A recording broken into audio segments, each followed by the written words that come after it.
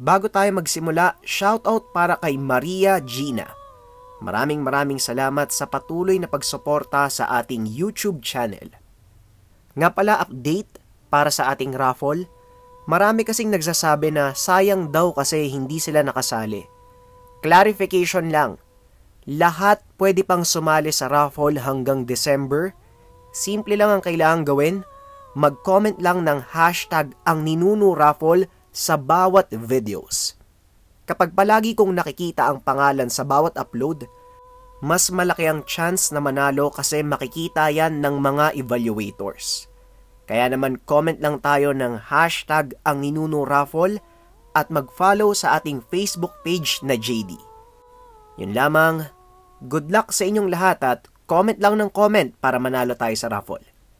Huwag na nating patagalin pa. Simulan na natin ang kwento.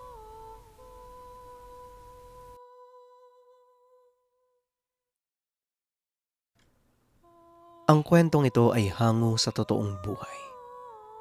Mula ito sa isa nating kabayan na itago na lang natin sa pangalang Bea. Ito ay kwento noong kabataan niya. Taong 1980, Taburan, Cebu. Mahirap lamang ang buhay nila Bea. Nakatira sa liblib na parte ng probinsya ng Tuburan, sa isang maliit na kubo kasama ang ina, ama at 5 pang mga kapatid. Bukod sa madilim ang kapaligiran lalo na tuwing gabi, wala ring kuryenteng matatagpuan sa kanilang lugar sapagkat hindi pa uso noon ang teknolohiya na meron ngayon. Bukod pa rito, mahirap lang ang buhay nila. Kaya naman ang nagsisilbing ilaw sa gabi ay isang lampara. Napapalibutan din ng matataas na iba't ibang klase ng puno ang kanilang lugar. Malalayo rin ang mga kapitbahay.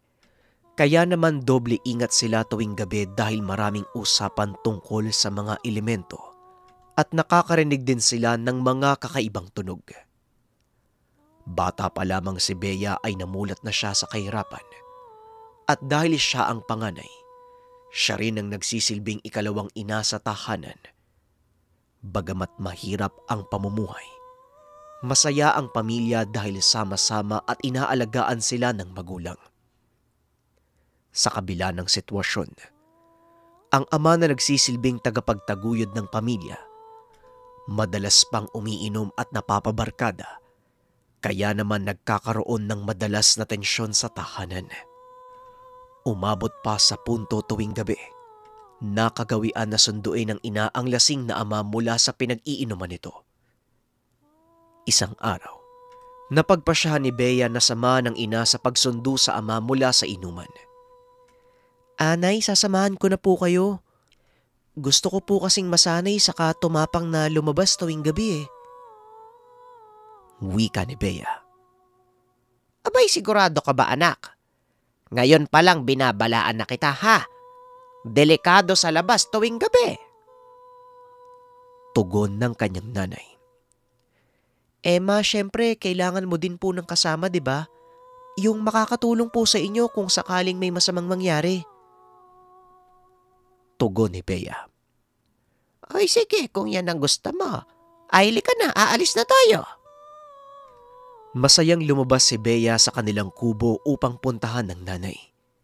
Kaso nga lang, sumaktong pagkalabas niya ng tahanan ay nakarinig siya ng tik-tik. Ma, ano po yun? Narinig niyo po ba yun? Di ba po tik-tik yun? Wika ni Bea. Ay naku anak, wag mo yung pansinin.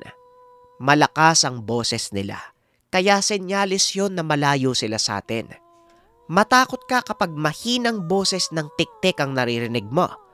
Ang ibig sabihin nun malapit sila sa atin.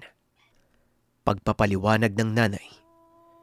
Bagamat hindi kailanman nakita ni Bea ang nilalang at wala rin siyang balak na makita ito, hindi rin tumigil ang elemento sa pagpaparamdam ng kanyang presensya.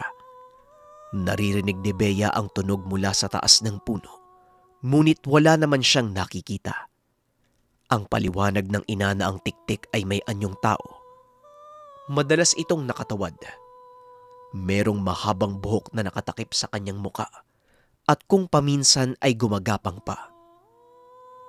Anak, ang sabi sa mga kwento kapag naririnig mo raw ang boses o tunog ng tiktik sa itaas, mag-iingat ka sa bandang ibaba sapagkat mapanlin lang ang elemento na yon.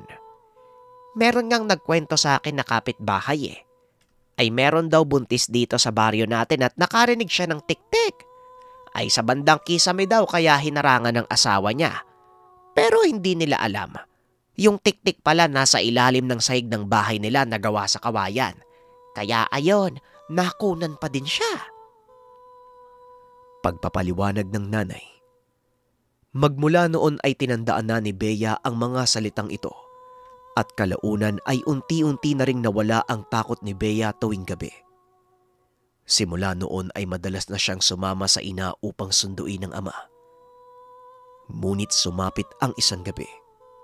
Nagkaroon ng lagnatang nanay at bilang panganay siya ang nagboluntaryong sumundo sa ama. Anay, magpagaling ka po ito po gamot. Ako na pong bahalang pumunta kay tatay hanggang sa gumaling po kayo. Wika ni Bea. Ay sige anak mag-iingat ka. Isama mo yung kapatid mo para kahit papano hindi ka masyadong matakot. Tugon ng nanay. Ate Bea, ako na lang po yung isama mo. Sige na, sasamahan po kita. Wika ng bunsong kapatid. Ang kanilang daraanan ay napakadilim na lugar. Walang tao sa paligid. Napapaligiran ng mga malalaking puno. At higit sa lahat, walang ilaw ang kalsada. Sigurado ka bang gusto mong sumama sa akin? Alam mong madilim yung dadaanan Nakakatakot tapos delikado pa. Wika ni Ana. Opo ate, gusto ko rin pong makatulong saka ayaw po kitang iwanan mag-isa Tugon ng kapatid. Makalipas ang ilang minuto, nakarating na sila sa kinaroroonan ng inuman ng kanilang ama. Ngunit hindi nila inaasahan na umuwi na ito ng tahanan. Nagkasalisi sila ng daanan. Kaya naman umuwi na ang magkapatid dahil lumalalim na ang gabi. Habang naglalakad sila Bea sa madilim at walang katao-taong lugar, nagkwentuhan ng dalawa upang mabawasan ang takot. Ang masayang sandali at kaunting tawanan, napatigil nang makarinig sila ng napakalakas na tiktik. Dali-dali silang tumakbo papunta sa direksyon ng kanilang bahay. Ngunit malayo pa ang tahanan kahit subukin nilang tumakbo.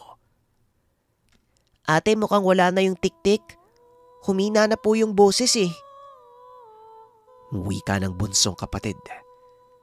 Kaya naman sandaling nakaramdam ng ginhawa si Bea. Ngunit lalo siyang kinabahan nang maalala niya ang sinabi ng nanay. Kaya naman kaagad niyang hinila ang kapatid upang tumakbo. Ate, bakit ba tayo tumatakbo? Wala naman po Mahina na po yung boses ng tiktik. Wika ng kapatid. Yung mga tiktik mapanlin lang na elemento yan. Mas malayo yung boses nila. Mas malapit sila sa atin. Kaya nung sinabi mong humina na yung boses, kailangan na natin tumakbo palayo. Ang ibig sabihin nun, malapit na sila sa atin. Wika ni Ann sa kapatid.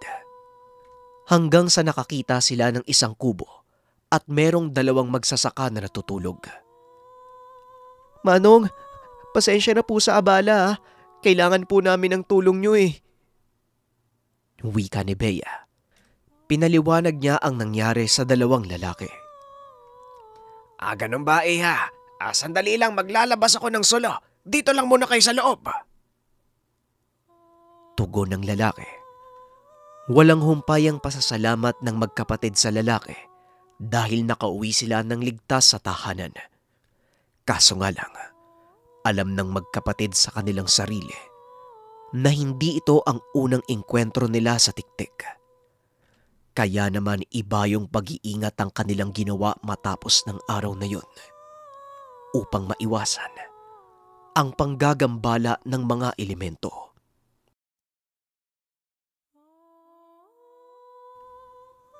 Ang kwentong ito ay hango sa totoong buhay. Mula ito sa isa nating kabayan na itago na lang natin sa pangalang Ronald. Masaya ang grade 3 section 2 sa paaralang elementarya ng kanilang bayan. Madalas masigasig at masigla ang mga estudyante, kaya naman ganadong magturo ang mga guro. Kapag napapadaan ka sa silid-aralan, maririnig mo ang tawanan at saya ng mga ito. Hindi makakaila ng kahit sino na si Jomar ang madalas na dahilan ng saya ng classroom. Bukod sa napakabuti at sipag niyang mag-aral, si Jomar ay may likas na karisma at positibong enerhiya.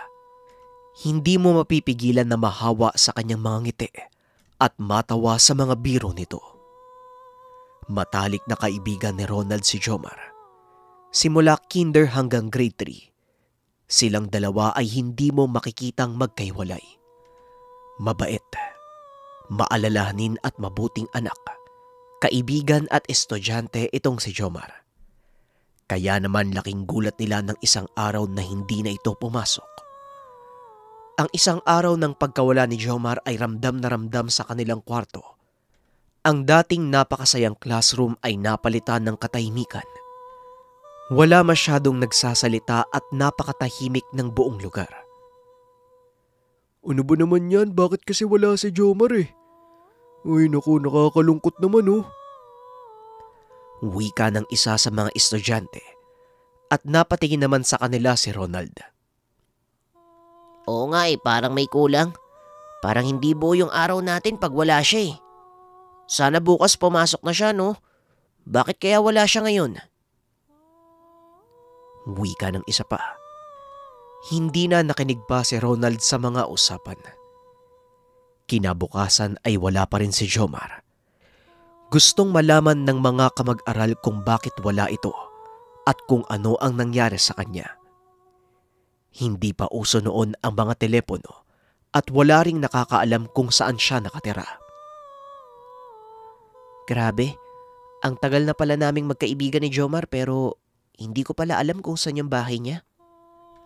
Wika ni Ronald sa kanyang isipan. Ang isang araw ay naging isang linggo. Naging isang buwan. Marami na ang nabahala sa tagal ng pagliba ni Jomar. Hindi naman siya yung tipong pala absent. Naisip nila na baka may malubha itong karamdaman. Kaya naman kasama ng guro, hinanap nila ang bahay ni Jomar. Makalipas ang ilang araw ay nakausap ng guro ang mga magulang nito. Dito nila napag-alaman na isang buwan nang hindi umuwi ng tahanan si Jomar. Kaya naman siguradong may nangyaring masama sa kanya. Tumawag sila sa barangay, sa mga pulis at kung sino-sino pa upang makatulong sa pagkawala nito. Lumipas ang ilang araw at hindi pa rin nila matuntun ang kinaroroonan niya. Malapit na silang mawalan ng pag-asa sa paghanap dahil kahit isang bakas ay wala silang nakita.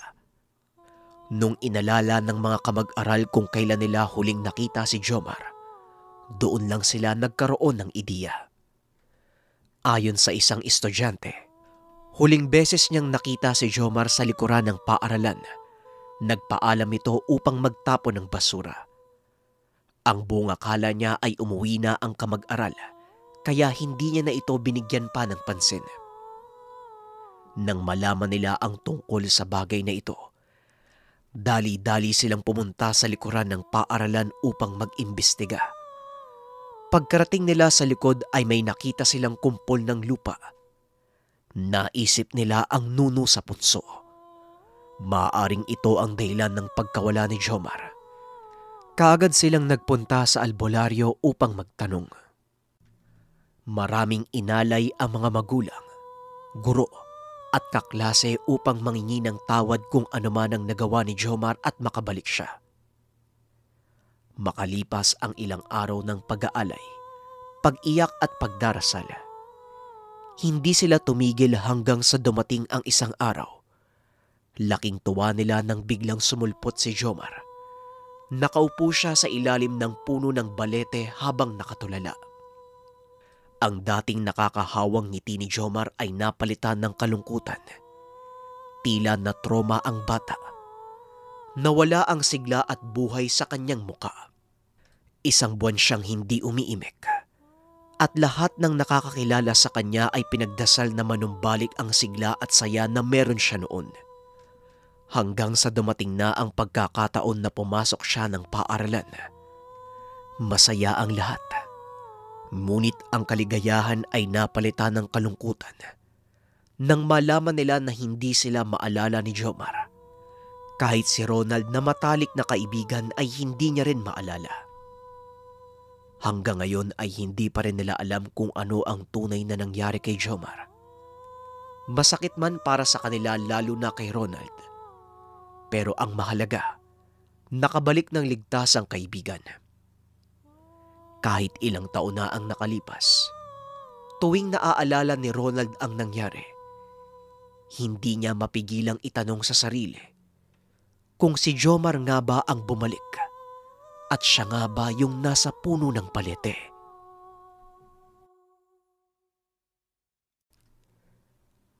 Ang kwentong ito ay hango sa totoong buhay. Mula ito sa isa nating kabayan na itago na lang natin sa pangalang Nino. Matagal nang kumakalat sa probinsya nila Nino ang mga kwento tungkol sa aswang, mambabarang, duwende at iba pa. Maliit lamang ang kanilang bayan kaya naman mabilis na kumalat ang tsismis at marami ang naniniwala dito. Iho, mag-iingat ka sa paghahanap ng trabaho ha. At kapag may napansin kang kakaibang tao o iba yung kilos, ay lumayo ka. Naiintindihan mo naman siguro ako, ano? Wika ng nanay ni Nino. Alam mo, Nay, baka po sila pa yung lumayo sa akin kasi ang laki ng katawan ko eh. Tugon ni Nino.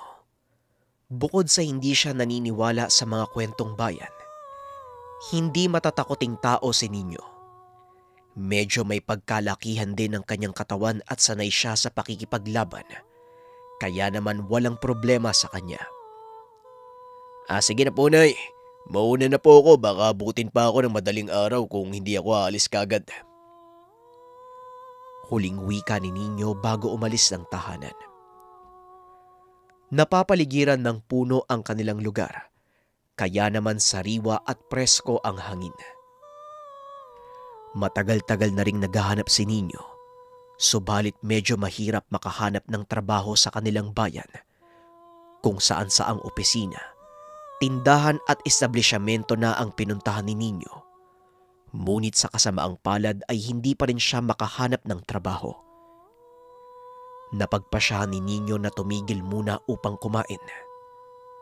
Habang siya ay nag-iisip ng susunod na hakbang sa paghahanap ng trabaho, hindi niya napigilang makinig sa usapan ng dalawang babae na malapit sa kanya. Uy, alam mo ba may nabalita na namang patay dun sa gubat ha? Malapit daw kila Aling Cecil. Wika ng babae. Na naman? Naku, nakakatakot na. Panglima na yun, di ba? Grabe naman si Aling Cecil. Baka siya yung may gawa nun eh. Tugon ng isa pang babae. Kaya nga eh, parang nakakapagtaka na palagi na lang sa bahay niya merong namamatay. Baka nga aswang yung matandang yun eh. Wika ng isa pang babae. Ay nako, ang dami talagang utu-utu dito sa bayan. Kawawa naman si Aling Cecil. Oo, parang kakaiba nga yung matandang yun. Mahilig siya mag-isa at hindi nakikipag-usap sa ibang tao. Sino ba namang gaganahang makipagkaibigan kung bawat kilos mo sasabihan ka ng aswang o hindi kaya mangkukulam?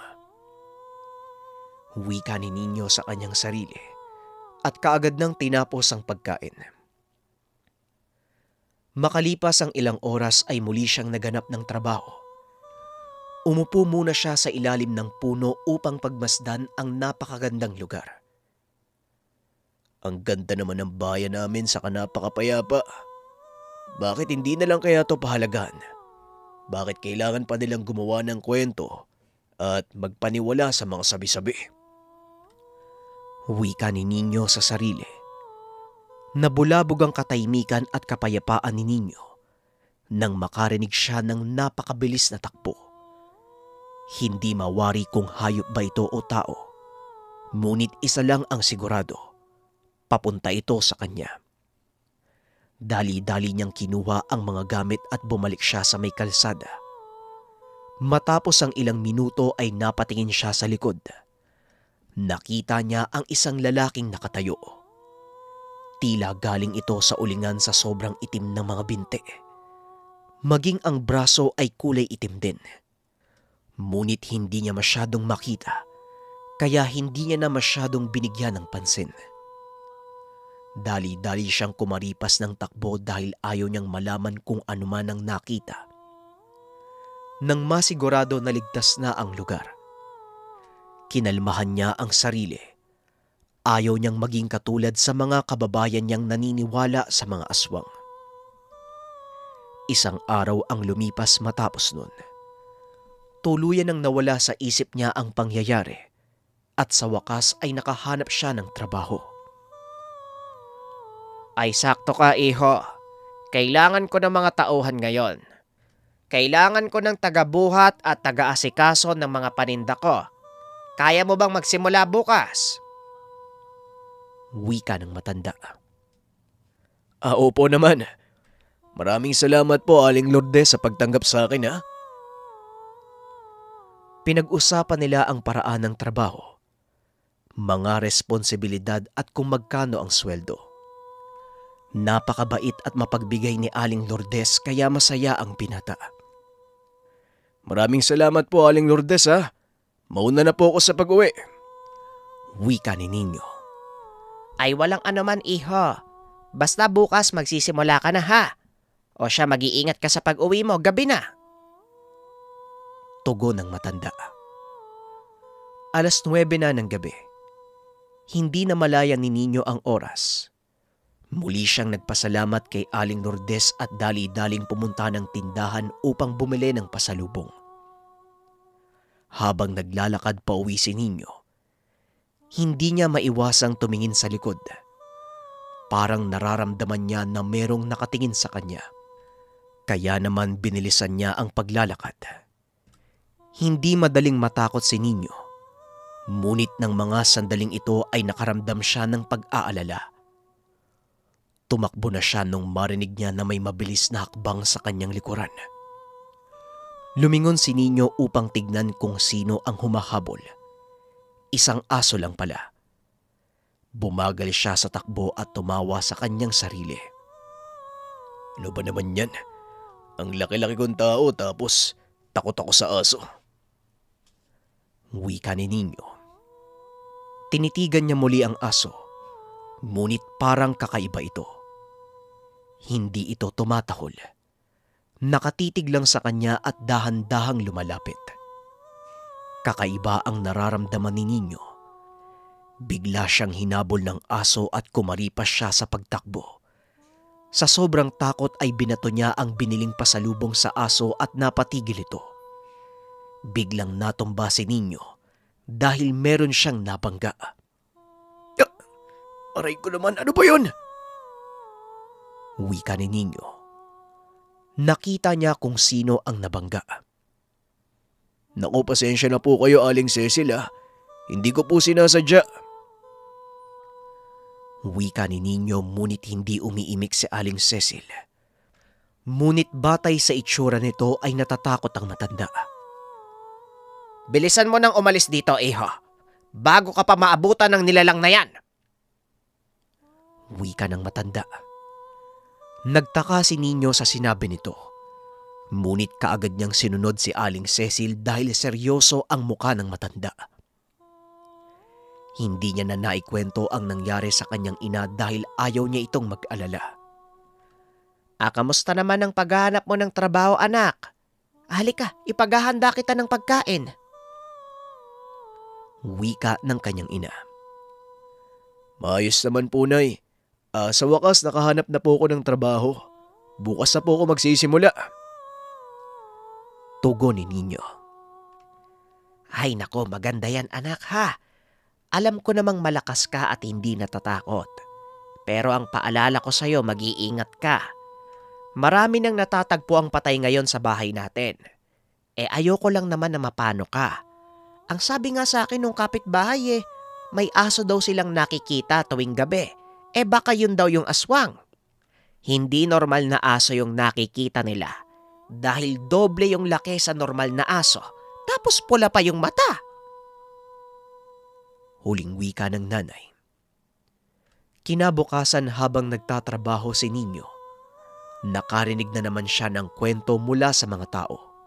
May natagpo ang patay na naman malapit sa bahay nila Aling Cecil. Kaya naman magmula ng araw na yun, iba yung pag-iingat ang ginawa ni Nino sa araw-araw. Dahil anumang oras, maaari siyang mabiktima ng isang aswang. Maraming salamat sa pakikinig ng ating kwento, JIP. Medyo iba lang yung approach ng kwento natin ngayon kasi mas magandang sumubok naman tayo ng ibang paraan ng paglalahad ng storya at sana magustuhan nyo yung kwento pero mga bagay lang na pwede nating matutunan. Una, doon sa kwento ng tik-tik.